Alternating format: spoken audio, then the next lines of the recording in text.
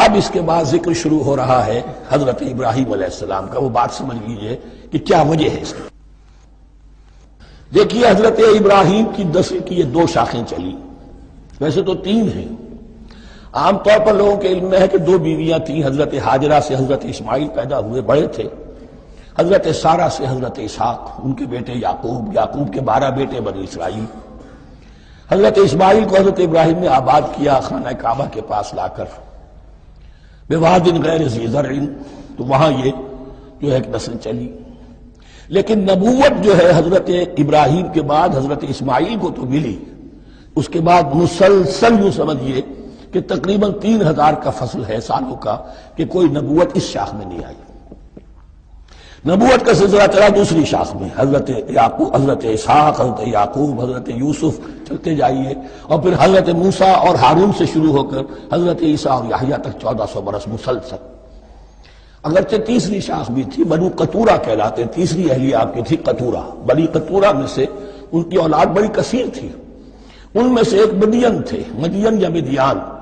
ان میں حضرت شعیب کی بعثت ہوئی تھی. حضرت شعیب بھی حضرت ابراہیم کی نسل میں سے ہے، لیکن بنی مدیان میں سے. بہرحال اب چونکہ حضور کی بعثت ہوئی بنی اسماعیل میں، ادھر بنی اسرائیل ہے جن سے یہ خطاب ہو رہا ہے سابقہ امت مسلمہ، اور اب یہ امامت الناس منتقل ہونے والی ہے بنی اسرائیل سے بنی اسماعیل کو. تو اب اگر اس انتقال کے وقت نقل، اگر وہ جو کامن فیکٹر ہے اس کا تذکرہ کیا جائے تو بات آسان ہو جائے گی. ابراہیم ہی تو جد امجد ہے نا تمہارے. تم یعقوب کی اولاد ہو ٹھیک ہے، لیکن یعقوب کس کے بیٹے تھے؟ اسحاق کس کے بیٹے تھے؟ ابراہیم کے. تو یہ دوسری نسل میں تو ابراہیم ہی کی ہے. اس حوالے سے ان کے لیے سہل بنایا جا رہا ہے کہ بات کو سمجھو. یہ صرف یہ ہے کہ 2 پیڑھی اوپر جا کر مل گئے اور لانا خیر سمجھا. اور حضرت ابراہیم نے خانہ کعبہ کی تعمیر کی اور اسے اب مرکز بنانا ہے اہل توحید کا. لہذا یہ ساری گفتگو اب شروع ہو رہی ہے. 4 رکوع اب وہ ہیں 15ویں سے شروع ہو کر 98ویں تک، جن کا اصل مضمون ہے تحویل قبلہ. وَإِذِ ابْتَلَىٰ إِبْرَاهِيمَ رَبُّهُ بِكَلِمَاتٍ فَأَتَمَّهُنَّ، اور ذرا یاد کرو جب ابراہیم کو آزمایا اس کے رب نے بہت سی باتوں میں. میرا ایک کتابچہ ہے حضرت ابراہیم کی شخصیت پر، حج اور عید الاضحیٰ اور ان کی اصل روح، اور اس میں ایک تحریر ہے، ایک تقریر ہے. جو تحریر ہے وہ مجھے بہت پسند ہے کہ کیسے کیسے امتحان آئے ہیں حضرت ابراہیم علیہ السلام پر. فَأَتَمَّهُنَّ، اب یہ ایک جملے میں ایک پوری داستان ہے. اس نے ان سب کو پورا کیا، سب میں پاس ہو گیا، ہر امتحان سے کامیابی کے ساتھ with flying colors ہر امتحان سے نکلے. قال انی جاعلک للناس اماما، تب ہم نے کہا اے ابراہیم اب میں تمہیں نوع انسانی کا امام بنانے والا ہوں. قال ومن ذریتی، انہوں نے کہا اور میری نسل کے بارے میں بھی یہ وعدہ ہے کہ نہیں؟ قال لا ینال عہد الظالمین، فرمایا میرا یہ عہد ظالموں سے متعلق نہیں ہوگا. مطلب کیا ہوا کہ تمہاری نسل میں سے جو صاحب ایمان ہوں گے، نیک ہوں گے، سیدھے راستے پر چلیں گے، ان سے ہمارا وعدہ ہے، لیکن نسلیت کی بنیاد پر نہیں ہے کہ جو بھی تمہاری نسل میں سے ہے لازماً وہ اس وعدے کا مصداق بن جائے. وَإِذْ جَعَلْنَا الْبَيْتَ مَثَابَةً لِلنَّاسِ وَأَمْنًا، اور یاد کرو جب کہ ہم نے گھر کو، اپنے گھر کو، بیت اللہ کو قرار دے دیا لوگوں کے لیے زیارت کی جگہ، لوٹ کے آنے، لوٹ کر آؤ، حج کرو. مَثَابَةً لِلنَّاسِ وَأَمْنًا، اور اسے امن کا گھر قرار دے دیا. وَاتَّخِذُوا مِن مَّقَامِ إِبْرَاهِيمَ مُصَلًّى، اور ہم نے حکم دیا کہ مقام ابراہیم کو اپنی جائے نماز بنا لو، نماز پڑھنے کی جگہ بنا لو. آج کل تو بعض علماء نے یہ کہا ہے کہ مقام ابراہیم سے مراد کوئی خاص پتھر نہیں ہے، بلکہ اصل میں وہ تو پوری جگہ جو تھی وہ مقام ابراہیم، حضرت ابراہیم وہاں آباد ہوئے تھے. لیکن صحیح بات وہی ہے جو ہمارے سلف سے چلی آ رہی ہے، روایات پختہ ہیں اس کے بارے میں کہ جس طریقے سے حجر اسود جنت سے آیا ہے، ایسے ہی یہ بھی ایک پتھر تھا کہ جو جنت سے لایا گیا حضرت ابراہیم کے لیے جب وہ تعمیر کر رہے تھے. کوئی اور ذرائع تو ابھی تھے ہی نہیں، اس کے اوپر وہ کھڑے ہوتے تھے اور یہ پتھر ہی اونچا ہوتا جاتا تھا خود.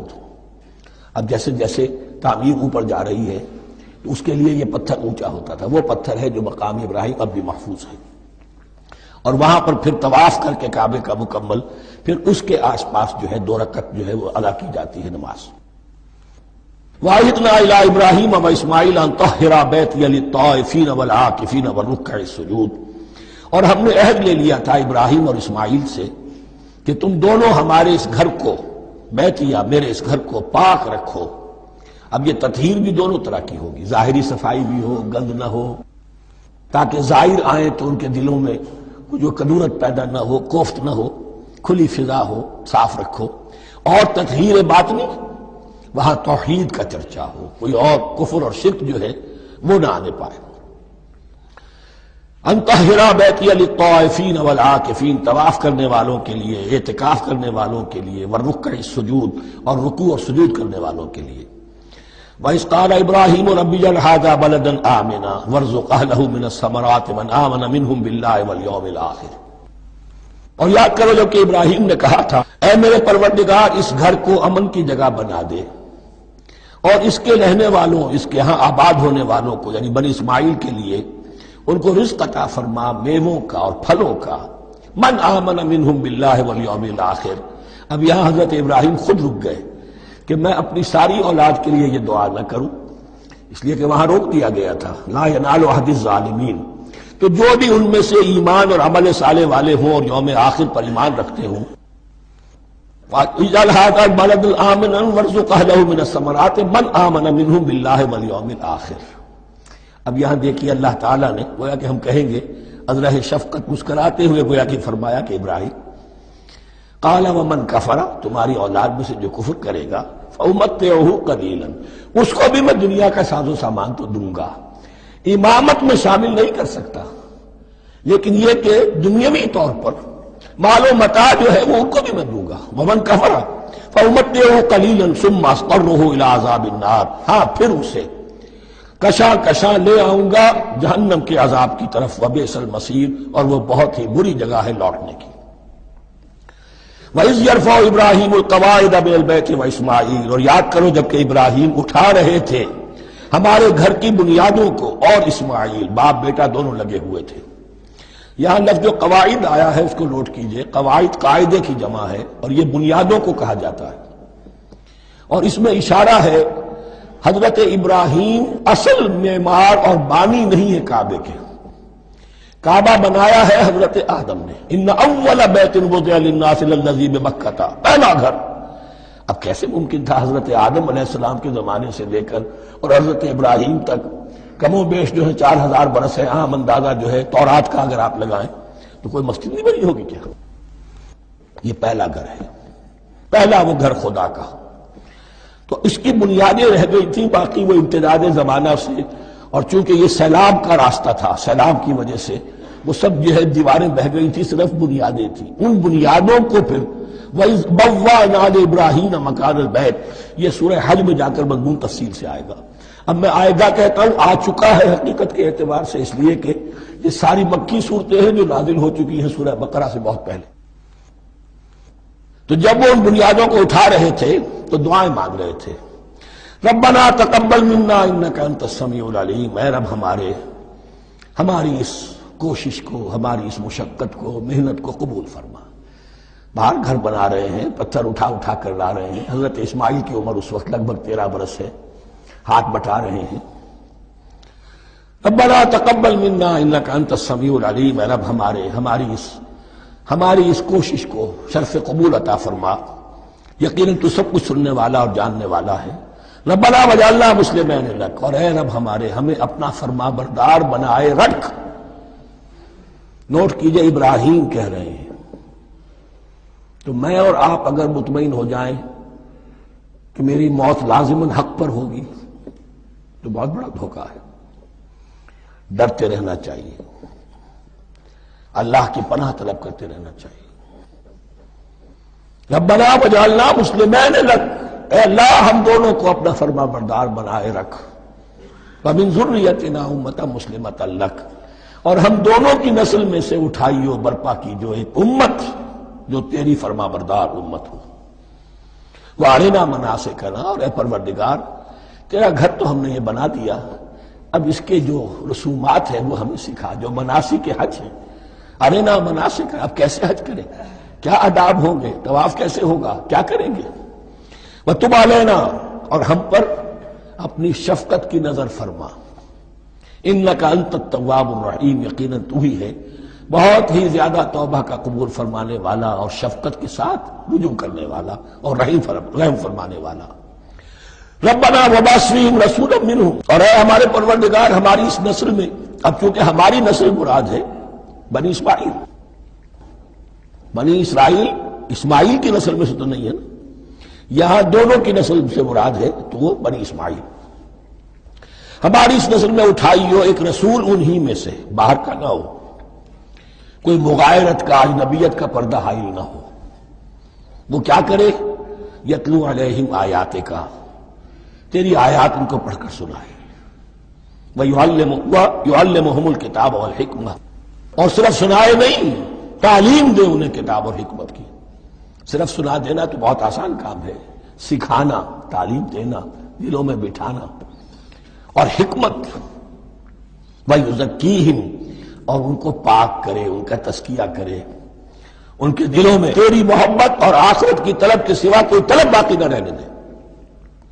انک انت العزیز الحکیم، یقیناً پروردگار تو ہی ہے زبردست اور کمال حکمت والا۔ ومن یرغب عن ملت ابراہیم الا من صفح نفسہ، اور ایسا شخص کون سا ہوگا جو ابراہیم کے طریقے سے منہ موڑے۔ یہ رغبت کا نظر بھی زبان میں دونوں طرف جاتا ہے، رغبہ الہ، کسی شے کی طرف رغبت ہونا، محبت ہونا، میلان ہونا، اور رغبہ عن، کسی شے سے متنفر ہونا، کسی شے سے ابا کرنا، اس کو چھوڑ دینا۔ وَمَن يَرْغَبْ عَن مِلَّةِ إِبْرَاهِيمَ إِلَّا مَن صَفِحَ نَفْسَهُ، سوائے اس کے جس نے اپنے آپ کو حماقت ہی میں مبتلا کرنے کا فیصلہ کر لیا ہو، اور کون ہوگا جو ابراہیم کے طریقے سے منہ موڑے۔ وَلَقَدِ اصْطَفَيْنَاهُ فِي الدُّنْيَا، اور ہم نے تو اسے دنیا میں بھی پسند کر لیا تھا، چن لیا تھا۔ وَإِنَّهُ فِي الْآخِرَةِ لَمِنَ الصَّالِحِينَ، اور یقیناً آخرت میں بھی وہ ہمارے صالح بندوں میں سے ہوں گے۔ إِذْ قَالَ لَهُ رَبُّهُ أَسْلِمْ، جب کہا اس سے اس کے پروردگار نے کہ مانو میرا حکم، اس نے کہا پروردگار قبول ہے تیرا حکم، یہاں تک کہ ذبح کرو بیٹے کو، حاضر۔ یہ آخری امتحان تھا، آخری 100 برس کی عمر میں، 87 برس کی عمر میں دعائیں مانگ مانگ کر بیٹا لیا تھا اسماعیل۔ حضرت سارہ کے ہاں کوئی اولاد نہیں ہوئی تھی، اب وہ 13 برس کا تھا، بازو بن گیا تھا، اور اس وقت ذبح کرنے کا حکم ملا۔